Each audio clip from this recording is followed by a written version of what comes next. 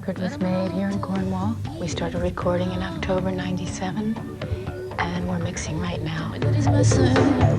Tell me this is new album's called From the Choirgirl Hotel. It felt like all these songs were different beings. I just saw some of them in room 13, and I saw some of them answering the phone, and it became very much like a traveling group of, I don't know, wanton women, I guess. And I felt like these songs, they're a bit of a group.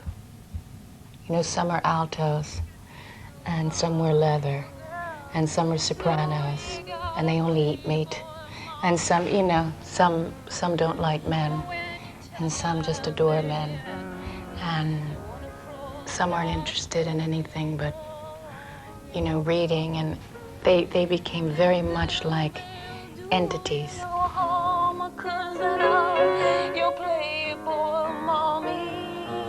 The difference in this record is I had such an amazing time playing live with the players. All my other records, for the most part, I would do the piano first, and then all the other instruments would kind of have to fit in around her. Very self-involved way of doing things. But this time I surrendered a lot more than I have before, and I wanted it to be more of a relationship between me and the other musicians instead of them coming afterwards and me not being able to really interact with him as a player. George Porter Jr. again has played on the record, who I call the father of funk. Matt Chamberlain played drums. Let's see, Justin from Beck. I met Justin a few years ago when he was playing with another band, and before he got the Beck gig. And when I saw him play, I knew that I wanted to play with him at some point. So this opportunity, he put it out there and he came. So he and George really share the record. It's very different what they add. They're such unique players and from such different worlds. It is really based around a band now. The piano she's accepted that she's not in the front anymore.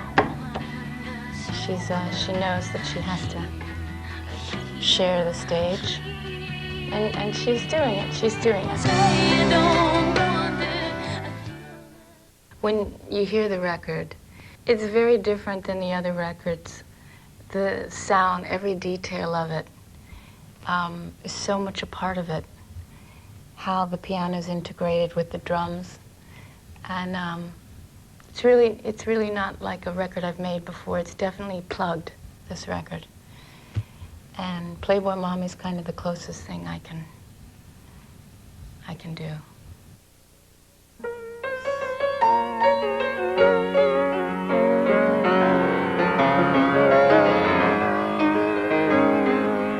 I never was there when it counts. I get my whole way, you're so unlike me. It seemed ashamed that I was a good friend of American soldiers. In Playboy Mommy, I'm much more voluptuous, you know, but I'm allowed to do that because I'm the writer, so I can make myself that way. And I saw myself in a different way than I am with a 13-year-old daughter. And I saw that mother-daughter relationship of just not being enough. I saw my mother, you know, I saw how I felt when I was not ashamed, but that moment of why couldn't you be the thing that I want you to be, and realized that I would probably have that experience with my own daughter. 'Cause they know you play for mommy, but I'll be home to take you in my arms.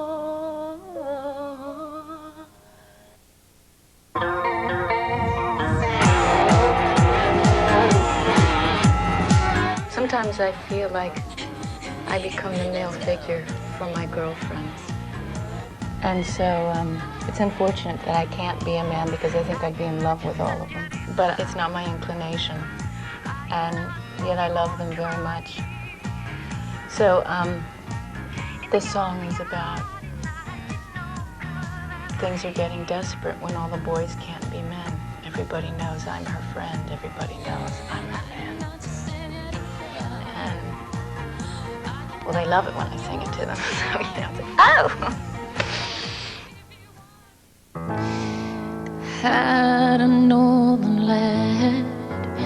Northern Lad is probably the love song on the record. And you gotta have one of those, I guess, on every record. Yeah, I know a Northern Lad, yeah.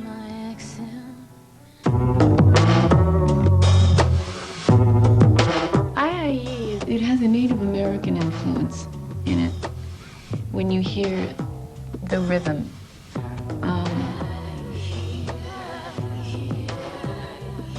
And yet,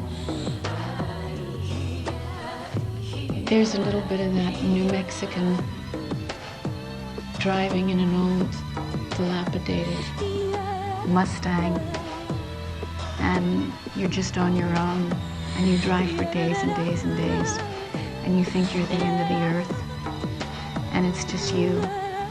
And I think that feeling, IIE is very much about dying and about sacrifices. I have an amazing team that's doing the production.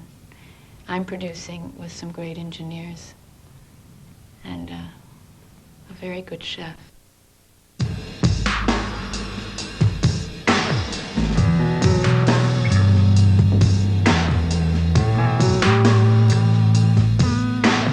I've arrived here with loads of nerve, and as you can see on the desk, we have the 400s because nothing less works. And at this point, I'm at mixing stage. My crew has fled. They've all gone for 2 hours, so you don't get to see them, but I work with a team of people. I couldn't do it without them. This is the second time I've produced. The first time I did it, I swore I'd never do it again.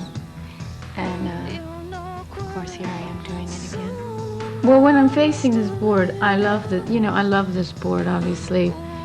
It's our board, but my crew has put $1 on it and called it a turkey. So if you could see the dollar bill, it's been acting up. And I mean, I adore it, but as with anything, it takes such patience. Strong points in production from my end are trying to hear the soul of the song and to put aside any logical argument. I work on instinct. Music obviously it's etheric and you can't touch it. But in the mixing, I'm very much about, it has to become visual, it has to translate on that level. Now obviously it'll translate to you differently than it will to me, but I feel if I sing a picture, you'll see your own picture. But at least it'll go into that realm. I tour every other year to keep myself in shape because I hate working out so much. So I think we'll do about 200 shows. I'm pretty ruthless about the live show. It's my background. I was playing live since the beginning. I was holding on for so long to the fact that I had to be loyal to the piano. I mean, I really was her lover.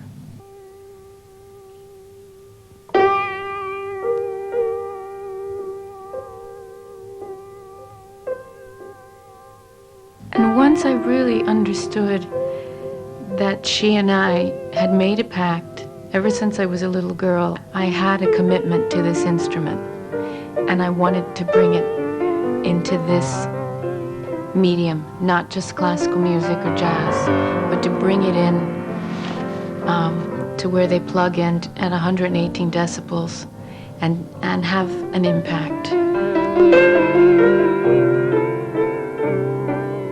Well, we did that, so I could let that go. Now it was very much about let's play with other musicians. We don't have to be so isolated. We don't have to prove anything now. And we're lonely. I was actually really lonely. So my crew became my band, 35 of them. And when I decided to have a band, they just kind of integrated into the crew. So it's the next step for me. There are not a lot of bands that I hear that blow me away. The playing, where it's like, wow. I've just heard music played live and I didn't miss the record. I love the record, but it's a different experience. And this is translating, and it's about musicians who can really interact. Hopefully the production's really, if you're into that sort of thing, you can put your headphones on and be entertained for hours if you're bored. What the reverb on the guitar is doing or whatever, that might excite you. For those people that are into that, hopefully it'll sound effortless.